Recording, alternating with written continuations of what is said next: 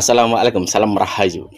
Dalam perhitungan di luar kepala, sebenarnya ya, Ganjar itu bagus tapi kenapa dalam pilpres perhitungan suaranya hancur? Aneh bin ajaib kan? Di luar konteks ramainya soal kecurangan dan banyaknya bukti yang beredar, juga dugaan terstruktur. Jika saya jadi pihak yang merencanakan akal-akalan begitu dan dipasrai buat taktik permainan, tentu sudah jauh hari merencanakan kemenangan sesuai pesanan si bos. Intinya sudah dibuat petanya. Kalau begini dan begitu, maka harus begini dan begitu juga. Intinya buat planning jauh ke depan yang sudah dipersiapkan matang. Tapi saya akan bahas hal sisi yang lain.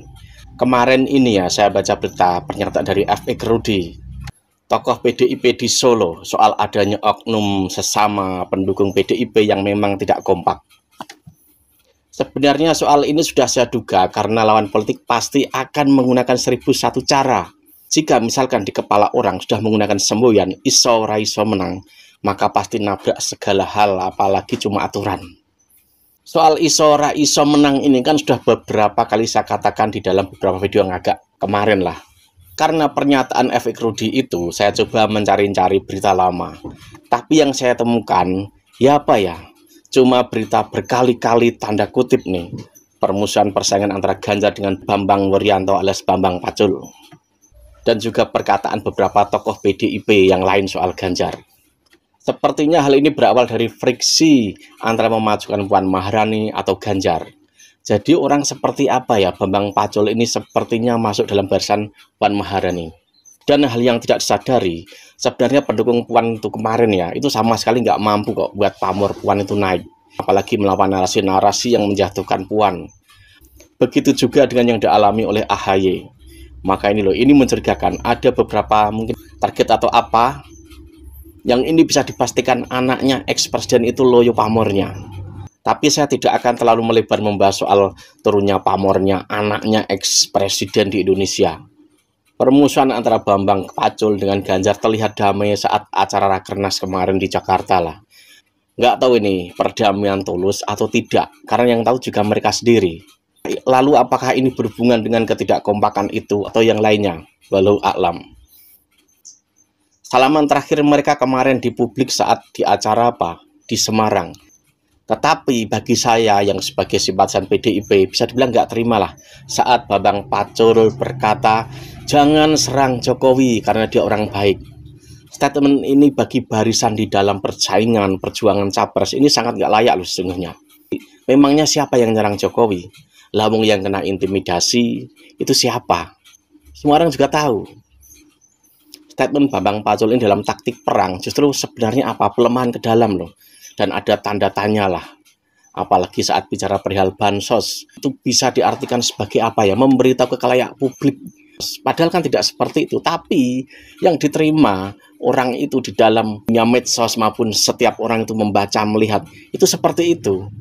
Makanya pernah kan Siti Atikoh membantah soal isu bahwa nanti kalau Ganjar naik, bansos ini akan dihilangkan. Cara atau pola yang dilakukan oleh beberapa orang elit PDIP itu soal bansos itu kurang pas. Padahal juga sebenarnya oke lah soal bansos, tetapi kan ada waktu yang pas.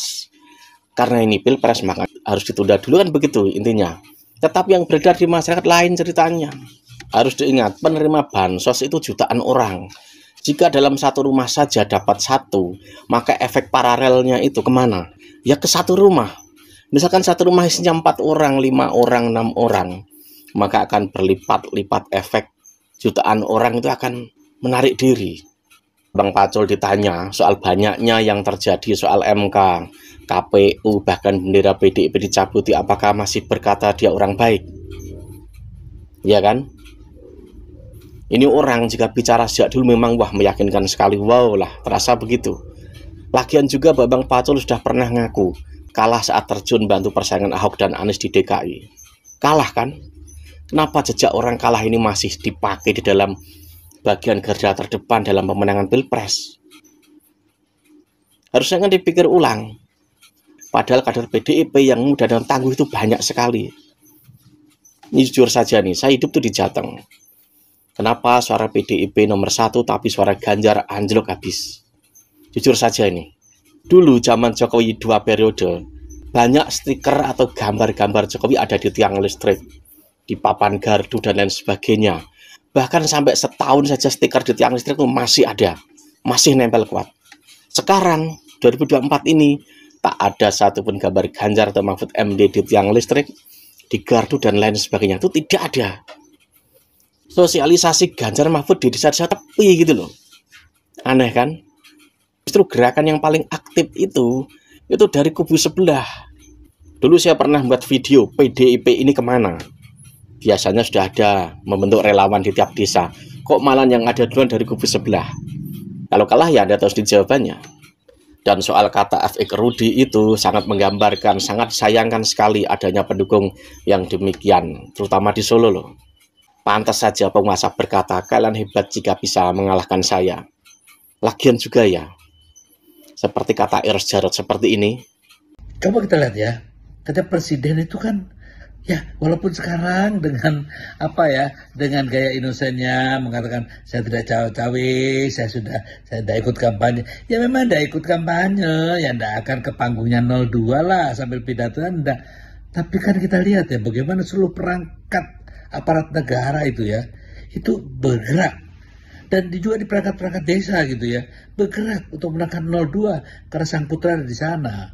Nah ini yang sebetulnya satu hal yang harus kita catat, satu kemunduran yang luar biasa. Harusnya kan beliau itu menjadi bapak bangsa yang menjaga. Mana ada sih yang bisa mengalahkan puasa yang misalkan tidak netral? Mana ada? Eros Jarot ini orang yang tahu luar dalamnya Jokowi loh. Dan harus diingat, jangan harap bisa terhapus catatan-catatan yang sudah ada ini di 2024. Mungkin akan terus ada.